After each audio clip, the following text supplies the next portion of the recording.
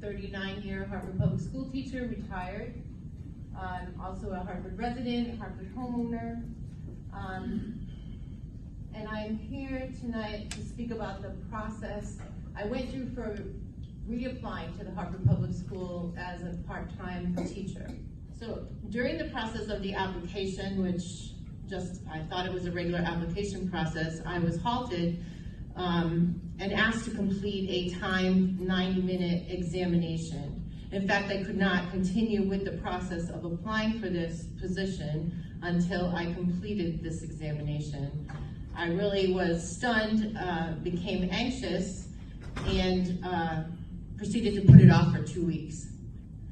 During those 2 weeks, I questioned many of the active and former teachers that I know, asking if they had any information as to what kind of an assessment it is, why I had to take it, and how the test was going to be used to inform the process of application. Because I wanted to return to the Harvard Public Schools, I did continue the process. This also produced a great deal of anxiety. There were multiplication problems, there were questions which answers seemed ambiguous. There were many questions. I forgot to mention the name of the tool, which is called the Educator's Professional Inventory. I felt that I could not find the professionalism in this inventory. When I finally completed it, there was no indication whatsoever of how I did. Did I pass? Did I fail? Did I produce what I was supposed to? There was absolutely no information provided at all. So I'm here tonight to just ask you to look at this process, and I'd like to know what the professional assessment part of this is. How does it elevate me professionally? What cost does it have in dollars and cents? Obviously, as a resident, I want to know why we have to take this test. And now I'm going to allow Corey to speak to another portion of the testing process. Good evening. My name is Corey Moses. I've been teaching at Harvard for the last 10 years.